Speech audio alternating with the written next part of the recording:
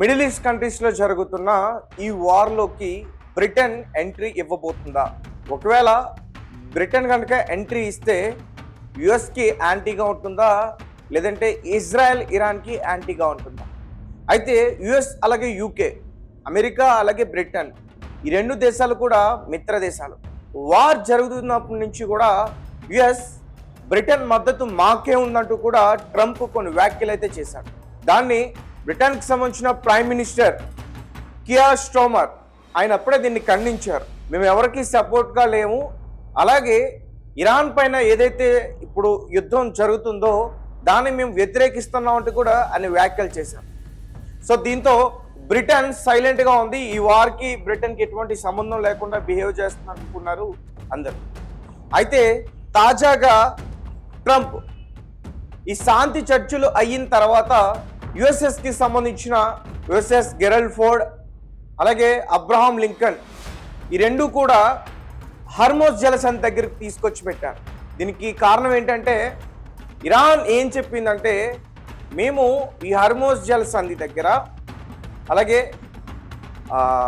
సముద్ర తీరం ఏదైతే ఉందో పర్షియన్ గల్ఫ్ అక్కడ మేము కొన్ని సీ మైన్స్ పెట్టాము, ఆ సీ మైన్స్ పెట్టడం వచ్చి కానీ మాకు తీయడం రాదు అంటూ కూడా చెప్పి, ఇంకో పక్క శాంతి చర్చలు విఫలం అవుతాయి అంటూ కూడా కొన్ని వార్తలు బయటకు వచ్చాయి.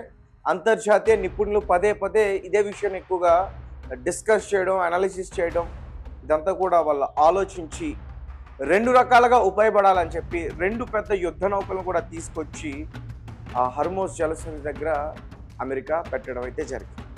తాజాగా ట్రంప్ ఏమంటారంటే, బ్రిటన్కి సంబంధించిన ఒక రెండు యుద్ధ నౌకలు ఇక్కడికి వస్తున్నాయి, బ్రిటన్ మద్దతు మాకే ఉంది అంటూ కూడా ఆయన వ్యాఖ్యలు చేశారు. దీన్ని మళ్ళీ వెంటనే దీనిపైన ఆయన స్పందించారు. Britain prime minister Keir Starmer, Iran పైన యుద్ధం చేయడం మాకు ఏమాత్రం ఇష్టం లేదు, ఎందుకంటే ఇరాన్ పైన యుద్ధం చేయడం వల్ల ఆ గల్ఫ్ కంట్రీస్ కావచ్చు అలాగే ఇరాన్ కావచ్చు ఇవన్నీ కూడా చాలా దెబ్బతింటాయి, అలాగే ప్రపంచ వాణిజ్యానికి చాలా సమస్య వచ్చి ఏర్పడుతుంది, కాబట్టి మాకు ఏమాత్రం ఇష్టం లేదంటూ కూడా చెప్పాడు. అలాగే యుద్ధం ముగియడానికి 35 దేశాలతో మేము చర్చలు కూడా జరుపుతున్నాం అంటూ కూడా ఆయన మాట్లాడారు. సో దీంతో ట్రంప్కి బ్రిటన్ షాక్ ఇచ్చిందనే చెప్పాలి, ఎందుకంటే బ్రిటన్ చాలా చాలా మిత్ర దేశం. అలాగే యూరోపా దేశాలు కూడా ట్రంప్కి షాక్ ఇచ్చాయి. అయితే ఇప్పుడు తాజాగా బ్రిటన్ పైన విరుచుకు పడుతున్నాడు ట్రంప్ అంటూ కూడా మాట్లాడుతున్నారు. ఒకవేళ యుద్ధంలోకి బ్రిటన్ కనుక ఎంట్రీ ఇస్తే మిడిల్ ఈస్ట్లో కాదు అమెరికాతో యుద్ధానికి సిద్ధం అయితే బ్రిటన్ ఏమాత్రం చిన్నది కాదు. బ్రిటన్ దగ్గర న్యూక్లియర్ వెపన్స్ 200 నుంచి 225 వరకు ఉన్నాయి, అలాగే 70,000 ఆర్మీ కూడా ఉంది, 150 నుంచి 180 వరకు కూడా ఫైటర్ జెట్స్ ఉన్నాయి, అలాగే 10 నుంచి 11 వరకు సబ్మెరైన్స్ ఉన్నాయి, ఎయిర్ క్రాఫ్ట్ క్యారియర్స్ ఇప్పుడు అబ్రహాం లింకన్ అలాగే యుఎస్ఎస్ గెరల్డ్ ఫోర్డ్ అమెరికాకి ఎట్లయితే ఉన్నాయో అలాగే బ్రిటన్ దగ్గర కూడా 2 ఎయిర్ క్రాఫ్ట్ క్యారియర్స్ ఉన్నాయి. ఇది ఒక్కొక్కటి 100 వరకు కూడా మోయగల కెపాసిటీ దానికి ఉంది, క్యారీ చేసే కెపాసిటీ దానికి ఉంది. అలాగే వీటితో పాటు డిస్ట్రాయర్ అండ్ ఫ్రాగ్రేటర్ 15 నుంచి 20 వరకు కూడా. సో ఏమాత్రం కూడా బ్రిటన్ వెనక్కి తగ్గదు ఒకవేళ యుద్ధానికి సిద్ధం అయితే అమెరికా. అయితే ట్రంప్కి షాక్ ఇవ్వబోతుంది బ్రిటన్ అంటూ కూడా ఈ వార్తలు ఇప్పుడు నెట్టింట వైరల్ అవుతున్నాయి. దీనికి సంబంధించి క్లియర్ ఇన్ఫర్మేషన్ నేను మరింత చెప్పేందుకు ప్రయత్నిస్తాను.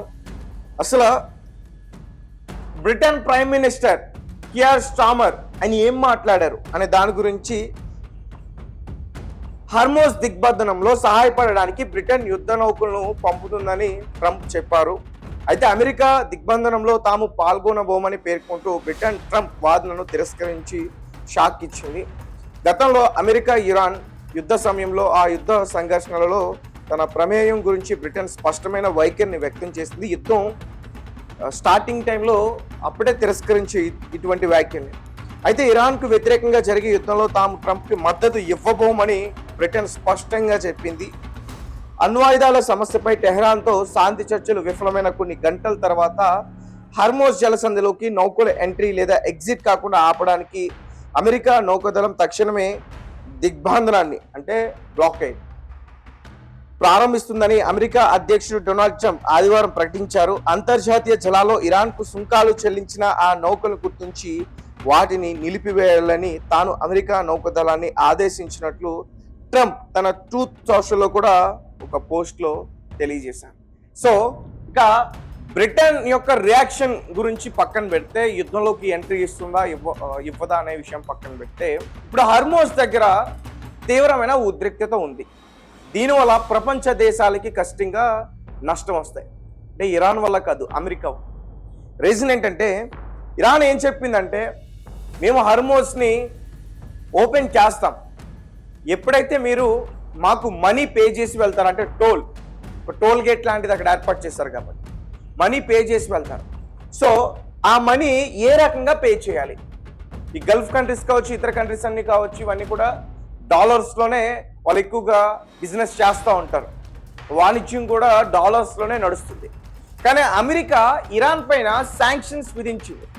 1979 నుంచి కూడా ఈ శాంక్షన్స్ యొక్క ఇబ్బందులు ఇరాన్తో పాటు నార్త్ కొరియా, ఈ రెండు దేశాలు కూడా తీవ్రమైన ఇబ్బందులు పడుతున్నాయి, ఎదుర్కొంటున్నాయి. ఇప్పుడు తాజాగా మరి ఇరాన్ ఏ రకంగా డబ్బులు కలెక్ట్ చేస్తుంది అనే విషయం అమెరికా ఇంటెలిజెన్స్ చాలా డెప్త్గా ఆలోచించి, చైనా ఇరాన్కి సపోర్ట్గా ఉంది ఈ విషయంలో.